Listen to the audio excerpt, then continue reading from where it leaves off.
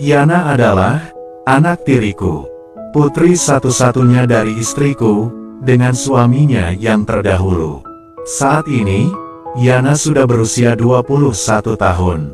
Ia sungguh sangat identik sekali dengan ibunya, dengan pembawaannya yang ramah pada setiap orang. Wajah dan posturnya juga sangat sama mirip dengan ibunya, yang tak lain adalah Sarah, yang kini menjadi istriku.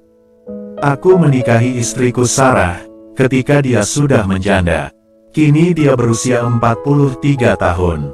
Aku dan Sarah sebenarnya sudah cukup lama kenal, ketika kami sama-sama masih SMA. Kami sempat pacaran, namun akhirnya harus kandas setelah Sarah dijodohkan oleh orang tuanya. Setelah tamat sekolah, akhirnya Sarah menikah dengan pilihan orang tuanya, sementara aku tetap dalam kesendirianku, karena masih tak bisa melupakannya. Namun, seiring berjalannya waktu, Sarah akhirnya berpisah dengan suaminya, setelah dikaruniai satu anak, karena suaminya ketahuan selingkuh. Memang benar pepatah mengatakan, jika jodoh takkan kemana. Aku dan Sarah kemudian dipertemukan kembali saat ia baru saja diterima di kantor tempatku bekerja. Kami kembali menjalin asmara, hingga akhirnya memutuskan menikah, dan membina rumah tangga bersama.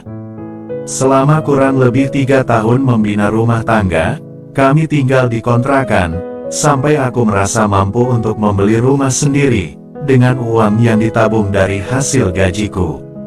Akhirnya, aku mampu membeli sebuah rumah, di kompleks di tepi jalan. Sementara Yana sendiri, awalnya dia ikut bersama ayahnya. Aku juga kenal baik dengan ayahnya, yang merupakan mantan suami istriku. Kami memang menjalin pertemanan, dan tak memutus komunikasi, walaupun aku tahu, jika dia pernah menjadi suami dari istriku. Saat itu, Adi, ayah Yana, mengalami permasalahan dengan pekerjaannya. Perusahaan tempatnya bekerja, mengalami kebangkrutan, dan hampir seluruh aset yang ada di perusahaannya dijual untuk membayar gaji pegawai. Masalah tersebut berakibat pada pekerjaannya, dan itu berdampak pada Yana. Waktu itu, ia masih berkuliah, namun tak dapat melanjutkan pendidikannya, karena Adu tak punya uang lagi, untuk membiayainya lagi. Adi sempat meminjam uang pada istriku. Namun, baik aku maupun istriku, tak ada tabungan saat itu. Tabunganku sudah digunakan untuk membeli rumah yang saat ini ku tempati. Sebagai gantinya, aku menyarankan, agar Yana ikut bersama kami. Karena memang, dulu, ketika Adi dan Sarah cerai, Adi mendapatkan hak asuhnya terhadap Yana. Dan selama ini, Yana menjadi tanggungannya Adi, ayahnya. Dan kami juga berjanji, akan membiayai kuliahnya hingga selesai nanti. Setidaknya, kami dapat meringankan masalah Adi, dan juga bersedia mendidik Yuni sehingga sukses nantinya. Setiap hari, aku mengantarnya kuliah, sembari aku berangkat kerja. Kebetulan, aku dan Yana Sarah. Sepanjang perjalanan, kami selalu mengobrol, dan berbasa-basi, hingga lama-kelamaan, rasa canggung antara kami mulai menghilang, dan kami semakin akrab. Bahkan, dia sudah menganggapku seperti ayahnya sendiri. Tak jarang, dia juga curhat tentang permasalahan yang dihadapinya, baik masalah kuliah, maupun masalah asmaranya. Awalnya, aku sama sekali tak ada pikiran apapun kepada Yana.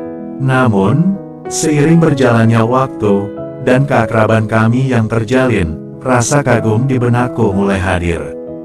Memang tak sepantasnya aku memiliki pikiran seperti itu, sebab aku sadar, jika dia adalah anak tiriku. Namun, sebagai manusia biasa, pastilah tak lepas dari kesalahan, dan demikianlah yang kualami saat itu. Semua bermula ketika aku sedang mendapat jadwal kerja yang padat, saat menjelang akhir bulan.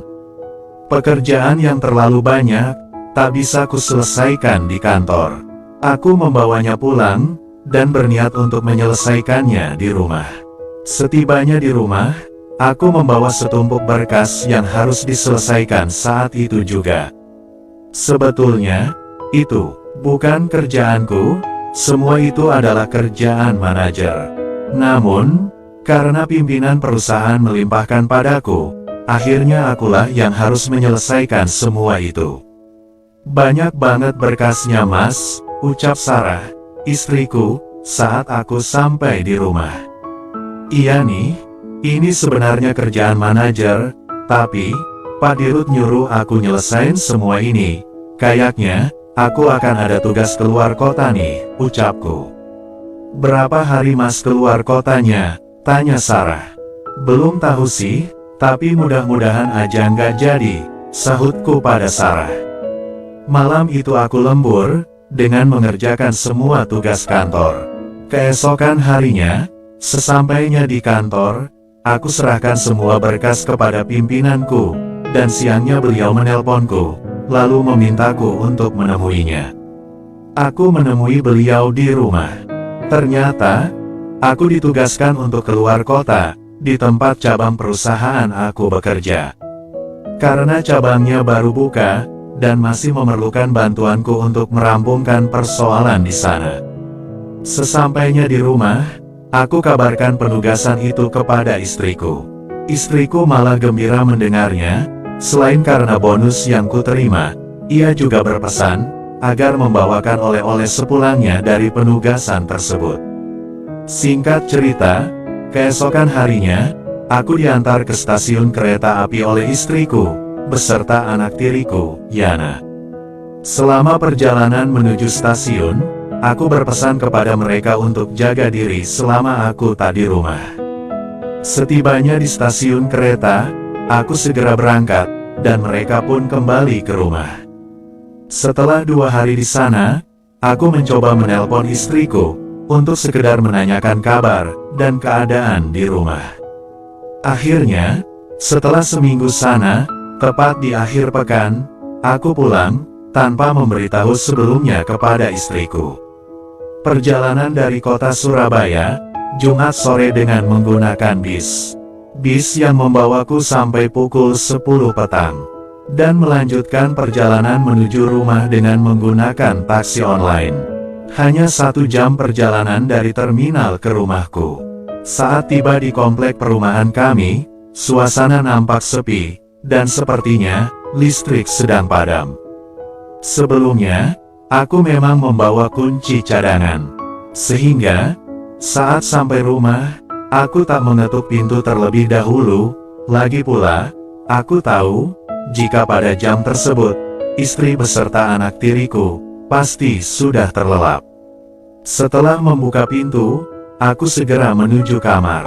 Suasana saat itu cukup gelap, namun samar-samar aku masih bisa melihat istriku terlelap. Aku sengaja tak memanggilnya, berniat memberikan kejutan kepada Sarah, istriku. Kerinduan akan momen bersama istriku, memang sudah terbayangkan saat dalam perjalanan pulang tadi.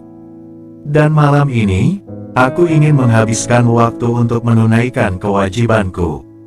Aku berjalan pelan mendekati istriku, lalu duduk di tepi ranjangnya. Berada sedekat itu, membuatku sulit untuk mengendalikan pikiranku, apalagi sudah seminggu aku tak mendapatkan hak dari istriku, sehingga saat itu sambil terburu-buru. Aduh Pak, terdengar ucapannya. Aku buru-buru beranjak sambil merapikan lagi diriku.